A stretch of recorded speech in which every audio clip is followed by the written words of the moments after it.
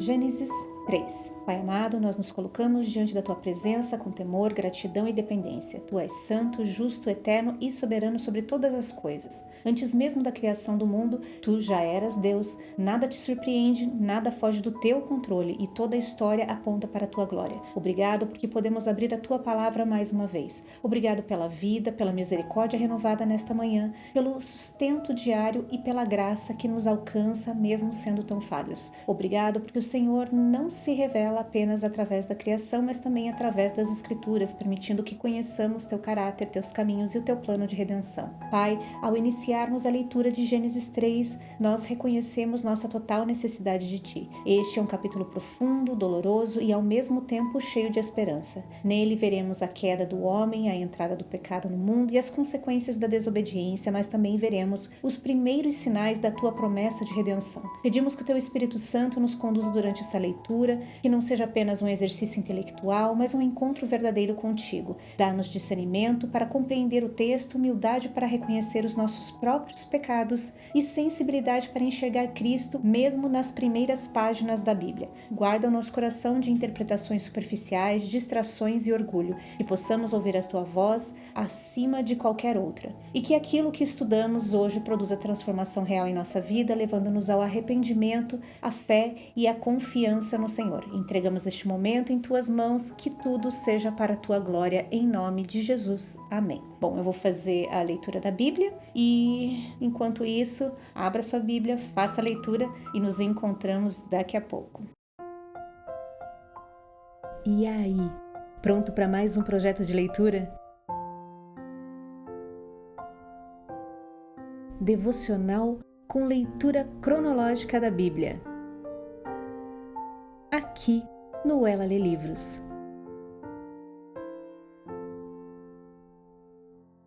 Muito bem, já fiz a leitura do capítulo e eu não me recordava que esse capítulo abria com a serpente. Terminamos o capítulo anterior com duas afirmações, né? Por essa razão o homem deixará pai e mãe e se unirá à sua mulher e eles se tornarão uma só carne. Engraçado que Adão e Eva não tinham pai e mãe, como o texto descreve, parece mais uma profecia futura, né? Aí nós temos uma outra frase, né? O versículo que encerra o capítulo 2. O homem e a mulher viviam nus, ou seja, eles não estavam vestindo algo que se perdeu quando comeram do fruto. O capítulo faz questão de dizer que eles viviam nus e não sentiam vergonha, né? Esse é o encerramento lá do capítulo anterior. Agora voltando, né, para esse capítulo, outro ponto que me chama a atenção é a serpente, que chega e já temos ali uma breve apresentação, né? Era o mais astuto de todos os animais selvagens que o Senhor Deus tinha feito. Interessante é que é de conhecimento comum que a serpente era Satanás, mas até agora não sabemos isso. Parece que ela era apenas um animal, né? Assim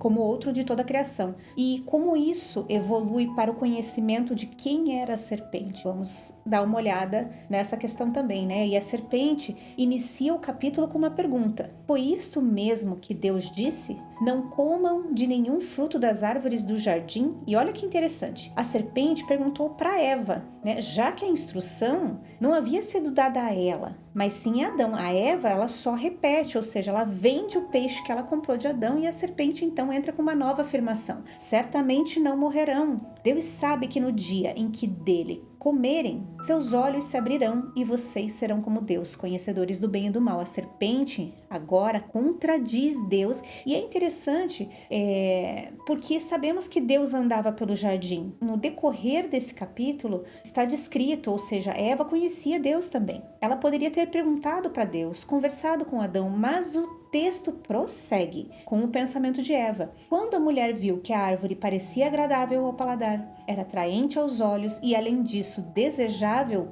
para dela se obter discernimento, tomou do seu fruto, comeu e deu a seu marido, que comeu também. Ou seja, ela não consulta ninguém, tipo, estou seguindo meu coração. e decide comer e entregar ao marido. Adão não tem fala aqui, não sei se você percebeu. Nem o que ele pensou, o registro diz apenas que ele comeu. Ele que esteve em contato direto com Deus e recebeu a orientação de não comer. Não fala nada, só come. Então temos a parte em que eles notam, logo depois, que estão nus. E Deus aparece e chama por Adão. E é interessante que Deus chama apenas por Adão. E o homem então responde que se escondeu porque estava nu. E Deus pergunta: quem lhe disse que você estava nu? Será que foi a serpente, né? Que falou assim: agora que vocês comeram aí, vocês estão pelados. Vocês perceberam isso aí? Pois ele pergunta quem. Não sei se na tradução original a pergunta de Deus se volta para uma pessoa também quando se refere a quem, ou ele está perguntando como que você chegou nessa ideia. Vamos nos aprofundar nisso também. E então temos lá a conclusão óbvia, né, de Deus: você comeu da árvore do bem e do mal. E aí a culpa começa a ser repassada. Exatamente como fazemos até os dias de hoje, né? Quando somos confrontados, tendemos a repassar a culpa ou justificar o erro. Muito humano aqui, né?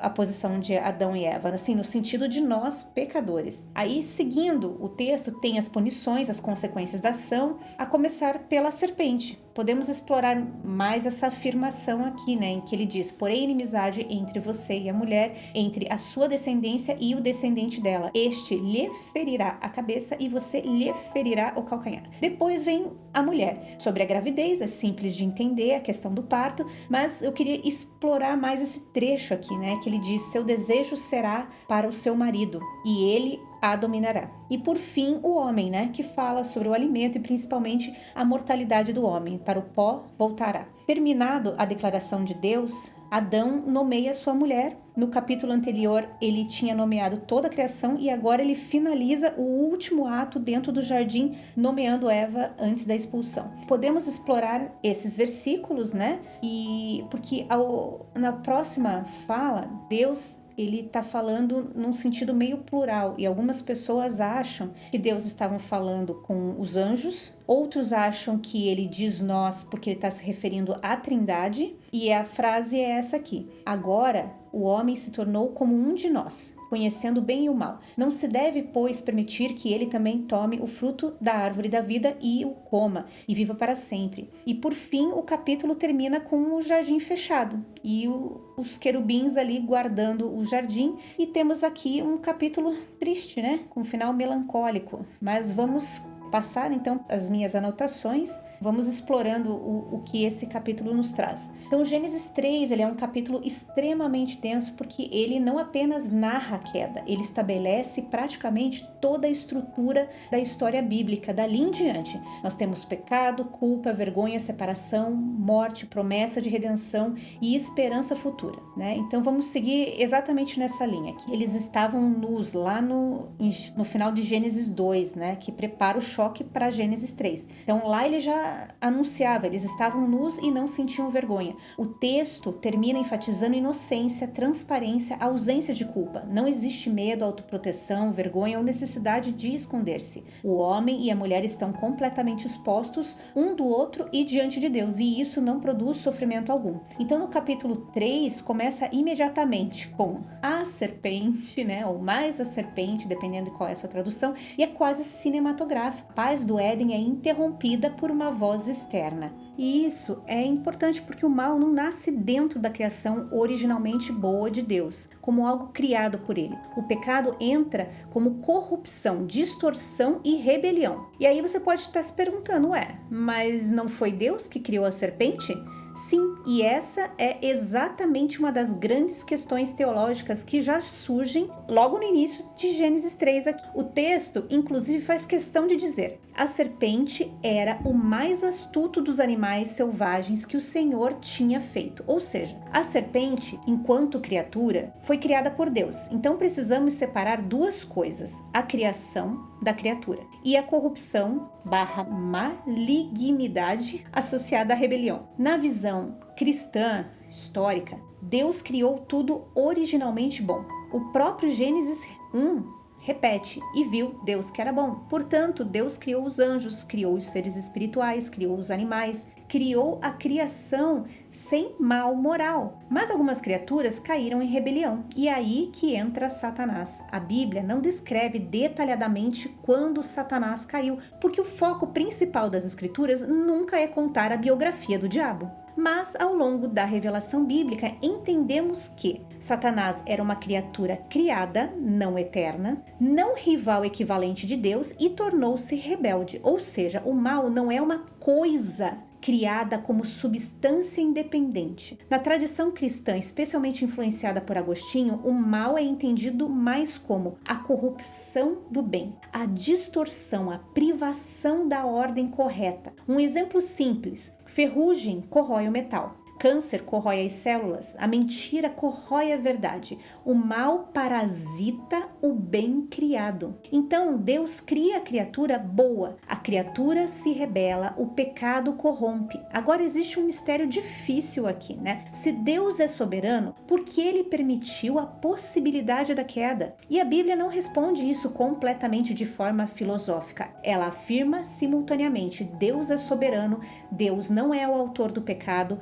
o homem e Satanás são moralmente responsáveis pela sua rebelião, e isso cria uma tensão que a teologia tenta organizar, mas nunca elimina totalmente. Outra coisa importante, em Gênesis 3, o texto ainda não explica se Satanás estava dentro da serpente, usando a serpente ou aparecendo através da serpente, ou se é apenas uma dimensão simbólica junto da literal. O texto simplesmente apresenta a serpente como instrumento da tentação. Só depois a Bíblia conecta explicitamente essa serpente a Satanás. E isso gera um detalhe muito interessante. O juízo de Deus atinge tanto a serpente, criatura, quanto a realidade espiritual por trás dela. Por isso, a linguagem parece ir além de um simples animal quando fala: ele te ferirá a cabeça. Porque o conflito passa a ser cósmico e redentivo. Então a pergunta, ela toca num dos grandes temas da Bíblia. Deus criou seres capazes de amar e obedecer, mas também capazes de se rebelar.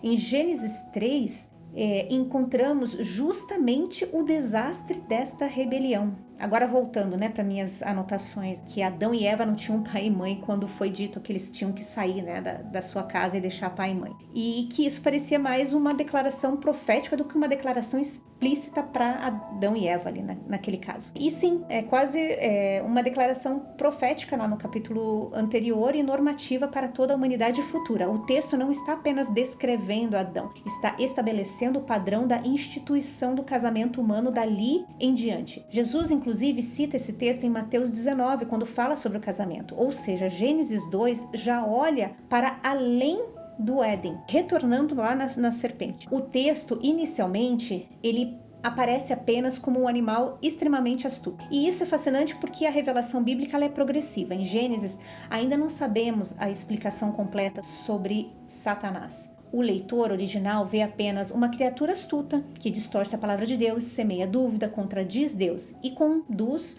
o homem à rebelião. Só mais tarde a Bíblia vai revelar explicitamente a identidade espiritual por trás da serpente, especialmente lá em Apocalipse 12:9 e 22, onde Satanás é chamado de a antiga serpente, ou seja, o entendimento completo vem depois. Em Gênesis, o foco ainda não é explicar demonologia detalhada. O foco é mostrar a entrada do pecado no mundo. Tem um outro ponto aqui que eu tinha marcado, que é a serpente. Ela vai falar com Eva, e isso gera muita discussão. O texto não explica exatamente por quê, mas alguns pontos são relevantes. A ordem foi dada diretamente a Adão antes da criação, lá em Gênesis 2. Adão tinha responsabilidade federal sobre a aliança. Mesmo assim, Eva conhecia o mandamento. Como eu coloquei lá, a Eva, ela comprou peixe e revendeu ali o peixe de Adão quando a serpente pergunta para ela, se eles não podiam comer daquela árvore. Ou seja, ela recebeu o ensino. Mas a gente precisa perceber o seguinte, a serpente começa: foi isso mesmo que Deus disse? Ela não começa negando, ela começa distorcendo a verdade. Isso continua sendo exatamente a estratégia do pecado até hoje. Levantar dúvida ou alterar sutilmente ou exagerar a restrição, pintar Deus como alguém limitador. E aí vem algo profundamente humano. Eva não consulta Deus. Ela não busca confirmação, ela passa a avaliar o fruto pelos próprios critérios. O texto diz: agradável ao paladar, atraente aos olhos, desejável para obter discernimento. E isso ecoa até 1 João 2, né, que vai falar dos desejos da carne, desejo dos olhos, soberba da vida. O pecado passa a redefinir: eu decido o que é bom. Esse é o centro da queda. Não era apenas comer uma fruta, era autonomia moral, era substituir Deus como referência do bem e do mal. A observação, né, de Adão, assim, mudo, calado, é importantíssima, né? Adão quase parece silencioso no texto e deu também ao marido que comeu, simples assim, sem resistência, sem questionamento, sem liderança espiritual. E depois o Novo Testamento coloca sobre Adão a responsabilidade principal da queda, lá em Romanos 5, justamente porque ele era o representante da humanidade. Agora, sobre quem lhe disse que você estava nu, lembra que eu estava na dúvida se Deus estava perguntando sobre uma pessoa ou se era a situação? Então, o texto parece mesmo enfatizar que um novo conhecimento entrou, algo mudou internamente. Antes, a nudez sem vergonha. Depois, a nudez associada à culpa. A vergonha nasce imediatamente. E é interessante que Deus pergunta: quem lhe mostrou isso, que vocês estão pelados? Porque a consciência deles foi alterada pelo pecado. Não necessariamente significa quem falou verbalmente, mas de onde veio essa percepção? E então vem exatamente aquele ciclo do pecado, né? Adão, a mulher que tu me deste, Eva, a serpente me enganou. Ninguém assume plenamente. O pecado quebra o relacionamento com Deus, relacionamento entre homem e mulher, relacionamento com a criação e o relacionamento consigo mesmo. E eu não sei se você reparou quando você estava lendo o texto ali que o homem joga a culpa para a mulher e a mulher joga a culpa para a serpente e a serpente fica muda, né? Ela não joga culpa para ninguém. Nós tínhamos 3 culpados, mas apenas 2 se defendem. Adão, a mulher que tu me deste, Eva, a serpente me enganou, e ninguém assume plenamente. E a serpente, ela não diz nada, ou não há registro do que ela disse. Talvez porque não importa o que ela tivesse a dizer, ou porque não é sobre a serpente, ou porque a serpente é mentirosa e por isso não há registros de uma possível resposta.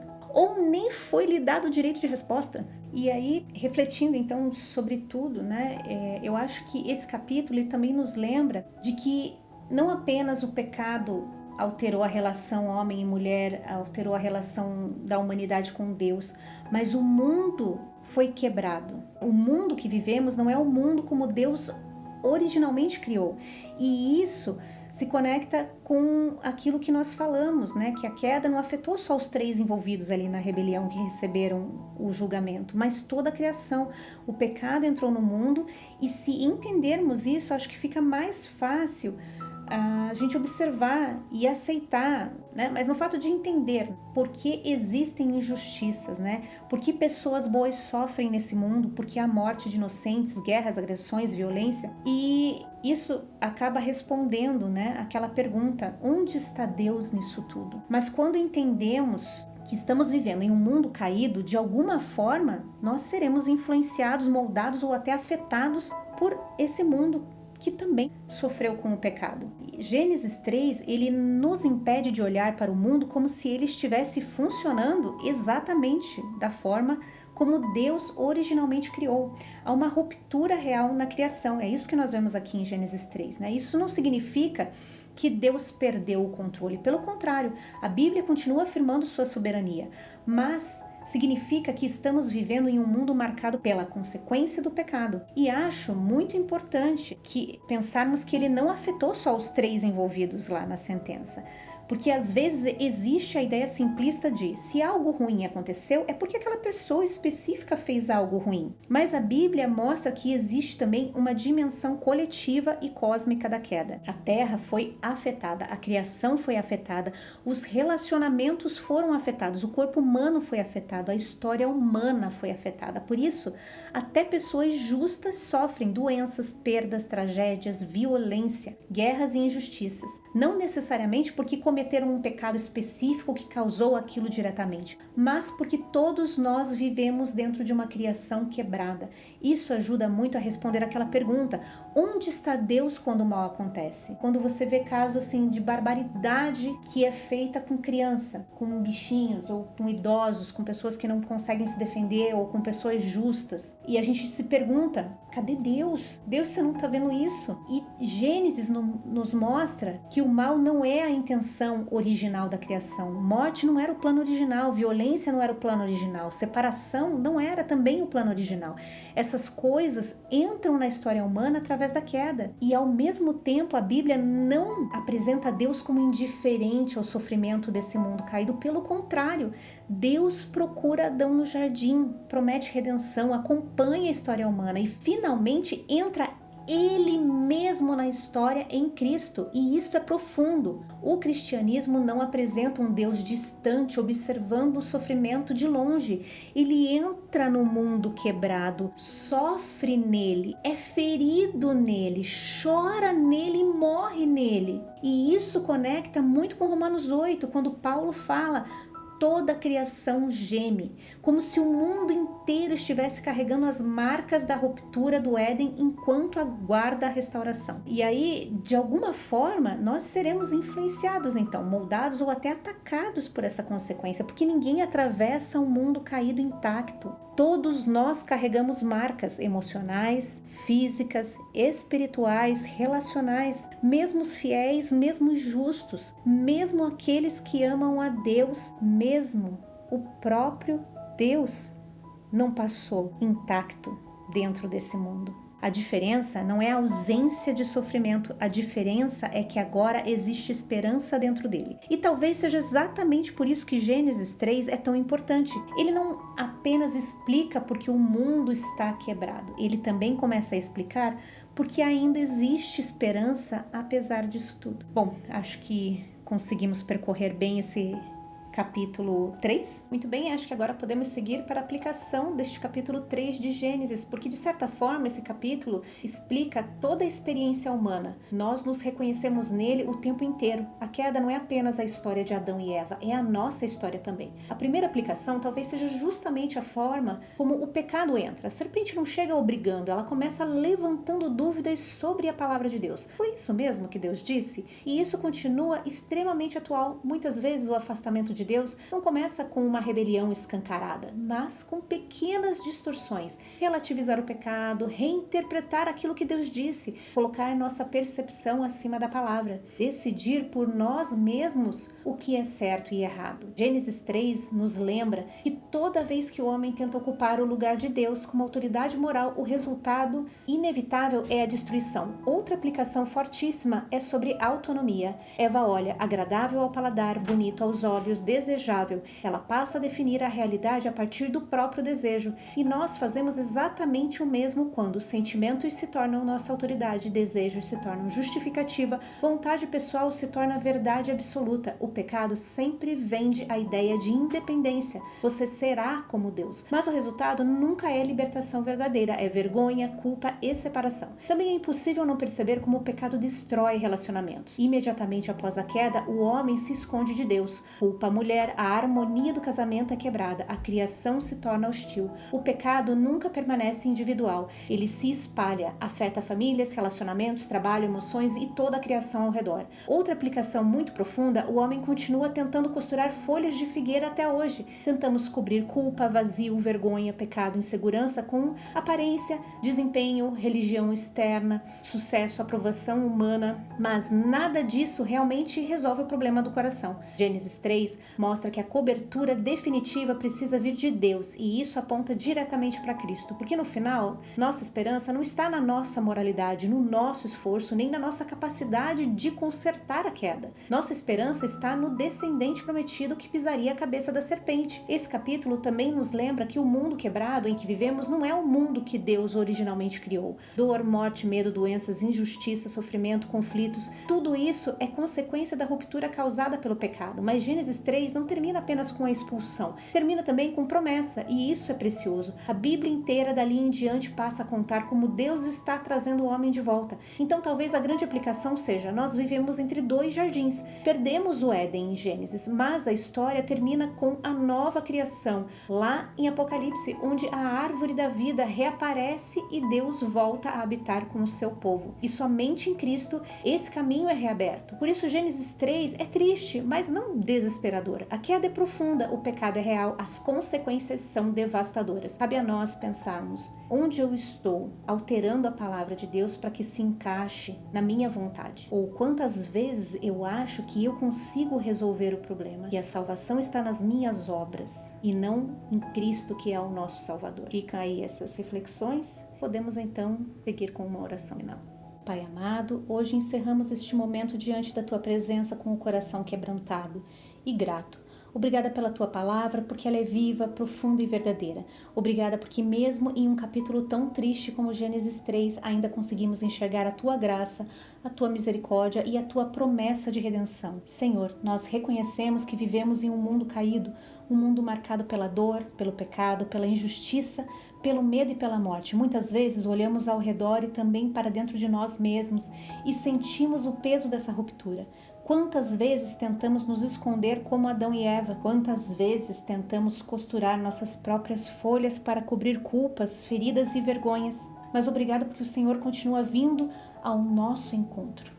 Obrigado porque desde o início o Senhor já apontava para Cristo, o verdadeiro Cordeiro, a cobertura perfeita, aquele que pisaria a cabeça da serpente e abriria novamente o caminho para a vida. Pai, ajuda-nos a viver neste mundo sem esquecer que ele não é o nosso destino final, que o nosso coração não se conforme com a corrupção, com o pecado ou com a dureza deste século. Dá-nos discernimento para reconhecer as mentiras da serpente ainda hoje, coragem para permanecer firmes na Tua palavra e humildade para depender totalmente de Ti. Também queremos Te pedir por todos aqueles que sofrem neste mundo quebrado, os que choram, os que perderam alguém, os que vivem em medo, os que carregam dores silenciosas, os que estão cansados, os que já não conseguem enxergar a esperança, que a Tua graça os alcance, Senhor. E quando nós mesmos formos atingidos pelas consequências deste mundo caído, lembra-nos de que a história não termina no Éden fechado. Existe uma promessa futura, existe redenção, existe restauração,